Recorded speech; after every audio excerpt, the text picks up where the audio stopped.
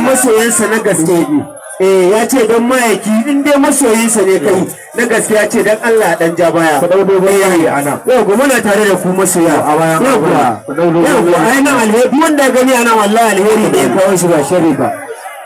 da Allah masoya yau ku sarauta ko kuma ku gurin ya tsayi kamar da wannan ne ta shawarce da gurin ya tsayin ku yau ku da Allah kuna kare na ba ga bench ga gurin ga fili a can gurin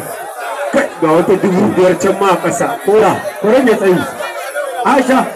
kuren ya tsayi Maryam Kamba makwa wayannan yaran yan matan nan dan Allah dan ja baya dan Allah ko hakuri musu ya duk wacce take gudu kada go su ci maka mutunci nace wallahi zamu nema naira 3,000 akan kowace yarinya yasa na horo da ku dan haka yan lafiya ki shirya yan gombe duk ku shirya wallahi duk wata kai naira 3,000 zan mai da ita gefe zan ma iya cewa ma ta gama wasan abokina da Allah ai gwari a wuce to ga boss din yana magana da kansa gwari a wuce rawanin nan na kan damoci za a daura